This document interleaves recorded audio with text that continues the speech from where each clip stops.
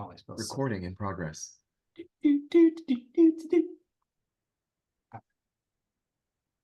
All right, welcome back to the Brutally Honest Loan Officer Podcast. I am Stephen Brock, And I'm Derek Brown. Happy New Year, everyone. Happy New Year, buddy, man. How was your New Year's? It was great. Spent it with some friends, and then New Year's Day went on a little vacation with the fam. Did you stay up to midnight? Almost didn't. I was in bed before midnight, but I had not fallen asleep. So I walked out, the ball dropped, kissed my wife, got back in bed, fell asleep immediately. that's the life of father of two, I guess. Our intentions were all to stay up by all of us, me, my wife, and our two kids, 7 and 8. And my daughter passed out. I passed out. I think my wife says she passed out about 11:30, but set her alarm because she was trying to stay awake for her son. And he was watching TV in our bed, and he was the only one awake. Nice. Did you guys eat grapes under the dining room table? No, probably grapes under the dining room table. Dude, that's a thing. According to social media, there were 9 people that were doing that, and I've never heard of it before. No, but it's supposed to bring good luck. Eating 12 grapes underneath the dining room table. Never heard of it. I just thought people had lost it, but apparently that's a thing. But I had never heard of it. Apparently you haven't either. Jeez. Well, I heard about setting your goals and your New Year's resolutions. Been doing that? Yeah, man. Yeah. Have you achieved any goals yet, or are you still on track for accomplishing the goals you set? So, I mean, we're only 5 days in, but I have set them. From our old coaching group, I did hit all those, so that was great. Probably accomplished a lot more than I thought. So that was good to finish out the year and then really start kind of tracking my next goals and break them out kind of step by step, personal and business. So definitely on track. Some people are doing, these dry Januaries and no desserts and all that. And those weren't my goals. So I technically did not fail those goals because they're not mine. Right. Already. No, you got to set everything to what you want. Yeah. So, I mean, for me, I'm not doing a dry January. I'm not doing a drowning January either. No. But somewhere happily in the middle there. I'm not drinking any more. I'm not drinking any less. Right. But no, I've got my goals set. I like where I'm at right now, personally, professionally, financially. So a lot of it's just staying on track for the goals that I had set last semester and just sticking with it. So, I'm happy with where I'm at. Nice. So what's our topic for our podcast today? The best topic on everybody's mind: interest rates. Ew. I'm sorry, but yeah, it's my knee-jerk reaction because that's all we've talked about for the last year. And it's our own fault. When interest rates were super low in the 2s and 3s, every single loan officer out there said there's never been a better time to buy. Interest rates are super low. Now's the best time to buy. And we condition consumers to think that that's the best time to buy. I mean, when rates are low. And I learned last year, especially when rates went so much higher, there was a lot less demand, but there were a lot of deals happening. People were buying houses for a lot less money out of pocket, higher interest rate, yes, but less money out of pocket. We were getting houses, appraisal was coming in over. So, that whole idea of only buy when interest rates are low, not necessarily the best scenario. Refinance when rates are low. Yeah, I mean, you got to afford the payment now. I mean, what we hit a little over 8% last year towards the end of the year of it, and now we're kind of starting to already trickle down. I've seen a lot of people post oh, the Fed lowered the rate. The Fed has not lowered any rates. They said they're not raising any rates, which has made the rates kind of go down. There's several people that keep saying they lower the rates. They have not done that at all. So, I mean, this is just them saying not raising the rates has made interest rates, we'll get into it, what causes them, but has made them more demand for those bonds that cause interest rates, which has automatically started lowering those rates. So, I mean, it's great to see we're seeing rates where people aren't having to pay an arm and a leg to just get a regular rate. Yeah, par's back. Yeah. The par, like the meaning the free rate. So based on your loan to value, the type of loan you're doing, your credit score, now we have a par interest rate, meaning free. So if you got a better credit score, that rate might be lower. But that's what we used to do back in the day. Sometimes you'd take a little bit higher rate and you could get a lender credit towards your closing costs. But for the last year, that just wasn't even a thing. So I'm super excited to see a par interest rate back. We can also obviously pay points for a lower one, but having that back now just makes me also feel better about investors and what they're looking at. The par, like the idea of no par when we were like, I think you could almost get away with a par at like 8.75 on some of our loans that we were doing. But then the same cost could get you like 8.125. So it just didn't make any sense. But that was an investor looking at it, knowing that interest rates will eventually come down and that borrower is going to refinance, and investors make money over the life of the loan. So they were charging points up front in order to make that money because they know a buyer is going to end up refinancing when rates are lower. Yeah, exactly. A lot of people don't understand where rates come from is, you have these big institutions and secondary mortgage market that lend out this money that now gets charged when they lend it out for, let's easy number 1% to a bank or a mortgage individual to lend it out to somebody else. Well, now that the big investor lends it out for 1%, then the bank has to lend it out, let's say, for 2%, so they can make money and then pay back that 1%. So that's how it kind of fluctuates down. So a lot of people don't understand that it comes from a higher point and then works its way down with Right. it. So I mean, it's kind of important to know like how these interest rates are charged, what a lender and their compensation on it is with lending it in the first place. Right. Yeah. So lenders charge an interest rate in order to make money on that loan. So then it brings up, customers have asked me before, why do they fluctuate? Why do they go up and down on a weekly basis, on a daily basis? We've seen interest rates jump, up and then or drop down significantly within a matter of hours. Yeah. So, what causes that? Well, short answer, it's economic conditions. You got inflation, which is part of that. The bond market, how money is transferred back and forth with it, the monetary policy, and then simple market supply and demand. Those are the biggest ones. So I mean, we can break them Those are the down. biggest drivers on fluctuating interest rates. Yeah, and I want to get away from this is what drives interest rates as a whole altogether, as a whole. Now, when you are getting your interest rate sent to you and you're looking at it, there is over 30 factors that go into that interest rate. Right. Yeah. Credit score, loan program, loan to value. I mean, that's a completely different podcast. We're looking at this 30,000 up, not individually. Right. So, the economic, conditions out there, the overall health of the economy, what's going on with this? Is it a strong economy? Interest rates tend to be a little bit higher because people can afford it, is essentially what's going on. That's Right. how it's gone to it. And then a weaker economy, why we saw a huge drop during COVID is because everybody was anticipating the economy to take a turn, for the Right. worse. So they were lowering the rates to keep people borrowing money and They keeping wanted to avoid a recession. So exactly. quantitative easing is like what they call it. But because of that, they were trying to avoid a recession. They did quantitative easing where they were buying mortgage-backed securities in order to keep interest rates low in hopes that it would cause people to spend money and continue, the economy turning and stuff like that. They just, great idea, but they did it like they let rates go too low and for too long. Yeah. And then that's what made us go through what we went through last year with, rising interest rates way, like Well, that's way when you have quicker than we inflation, right? imagined. Everybody's spending money. You have inflation. Right. So when you have inflation, to curb the inflation, you have to raise the rate back up to lower inflation. If not, your inflation.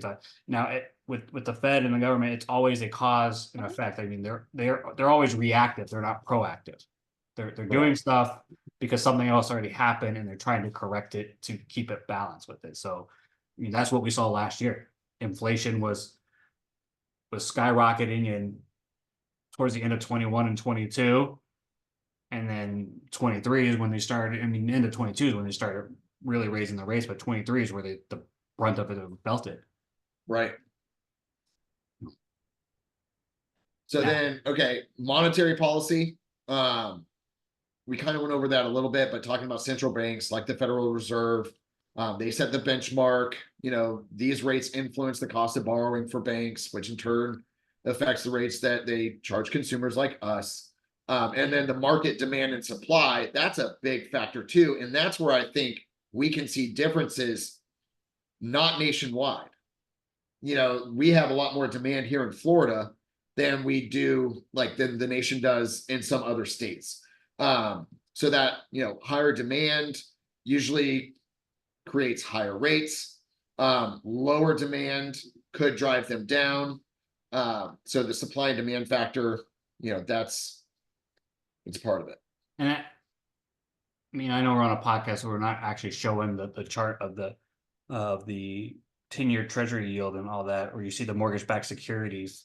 You know, but like when mortgage-backed securities is in the green and going up, rates are starting to come down because those are the bonds that people are buying. By people, investors are buying, which that's more, if it's more into demand for them to do it, then of course the rates are going to start coming down with it. Right. Got it. All right. I like that. Hopefully people are learning something. We So went then nerdy, a little bit nerdy on them, but we got a little nerdy. Yeah. And we could go deeper, but I feel like people will stop listening at that point. yeah, exactly. So let's wrap it up and talk about just what we said with the importance of interest rates and when it comes to home buying. So one first thing is affordability. So Stephen, touch on that a little bit. I mean, yeah, so like you said, affordability, the interest rates, I mean, they affect your payment directly. That is one of the biggest things in there. So of course, the lower rate you have, the lower payment you have, because it costs less to borrow that money, which means you have a bigger buying power with it. So, you know, a $400,000 house at 6% is going to cost less than a $400,000 house at 8%. Right. Obvious math on that one with it. So you have to look at it that you are just going to be able, when rates, whichever way they go, is going to affect how much borrowing power you have. Right. Yeah. So if you're budgeting, $3,000 a month for your mortgage payment, but then rates go down, you might be able to afford more house. Exactly. For that same payment. So, all right, that's the short-term benefit, which we can also consider the long-term benefit. A small difference in your interest rate could dramatically affect your long-term investment. So the amount of money you spent over the life of the loan. I think it's rare that somebody pays 30 years on the same mortgage without selling or refinancing or something. But the difference between a 6% rate and a 5.75% rate over 30 years could be tens of thousands of dollars. Yeah. So that's where, your overall spending over the entire life of the loan can make a big difference too, depending on your rate. So that's your long-term experience on it. Yeah. I mean, one thing we just experienced is the impact on the housing market, kind of as a whole with it, is more homes were selling when rates were lower. Right. Now granted, if you look at the other caveat, there are people paying over purchase price to get these homes, supply and demand issue with it. Right. But when rates are lower, there's more buyers and more affordability on the market. I think is every 1% drop is like almost 3 to 5 million people are back in the market. Yeah, that's right. 1% drop in rate is 5 million more people coming to the market. Yeah, I mean that's as a nation, right. The rates dropped 1%. I mean, we were what in the eights last year, already back into the sixes. That's 2%. That's almost 10 million people roughly that could be back in the market that weren't in the market 6 months ago. So I mean so as rates start, if rates go higher, it cools the market, and as rates go lower, it starts heating up the market again. Right. So and that, I mean, it's kind of what we talked about before, where when rates were higher, there were some of our buyers that were getting good deals. So that's, kind of depends on The importance when considering the investment decision, because buying a home is also an investment. So it's likely going to be the largest investment that somebody makes. So it's the interest rate affects not only the cost of the investment, but the potential return as well, because with a lower interest rate, you are paying down that mortgage balance faster, or less money. So when it comes time to sell a couple of years later, if you've paid down more, your home is appreciated up, you're going to have more money there in order to, put down on your next house or whatever. So looking at that, potential return too, is something to consider. And that's where rates can have an effect on that as well. Yeah. I mean, I think overall, when there's a difference between, I think, somebody that's just a mortgage loan officer and somebody that can actually advise you, when you're actually looking at it and breaking it down and understanding interest rates, where they come from, how they work. I mean, that's a huge thing. Just instead of, you do yourself a disservice where they say, hey, your rate is this and that's it, and move along. Like, they need to break it down and show you where rates are. Some of the things that I seen, I had a client, and that's how I break it down to my clients, but I had a client not too long ago when rates went down and then kind of went back up, and he freaked out a little bit, like, all rates are going back up. What's going on? And I'm like, well, if you look at it, is we locked you at this lower rate here, and then they went down and they went back up. You're still lower than where they were at. And a lot of people don't follow the details of it and explain it to their borrowers or their clients of how rates are working. Where are we at? Like on that example was more of the bond market. Like, the bond market went where we locked them at was high for the bond market, which means the rate was low. The bond market went down and then went back up. And then when it went back up, he was like, oh, I need to redo my rate. I'm like, well, easy number. Like, we locked you at a 10 and it went down to a 5, and now it went back up to an 8. So you still are better off at that 10. And not rates, but what the price of the bond is, kind of thing. So it's just to have that knowledge of how rates work is crucial. Make sure that you're talking to a lender that understands that, it's going to put it out there to you. So I know I went a little. Well, and also talk to a lender that's got the float down policy. Exactly. So when we go through it, and I've tried, sometimes, it might be difficult depending on the market, if there's been a lot of drastic changes and volatility in the market. But typically my buyers know around what rate we're probably going to be locking in. So if we go under contract, usually it's about the same that we've been talking about. If there is a change, we'll talk about it. But I'm a fan of, if you like it, lock it. Yeah. Because we have a float down policy. So if rates do get better, we'll float down. But if rates go up and we haven't locked in, nothing we can do. Yeah. If we lock that rate, rate, I want to wait and see what happens. I don't. Why? There's just so much risk. It's better to lock it in and say that's your worst case scenario. Right.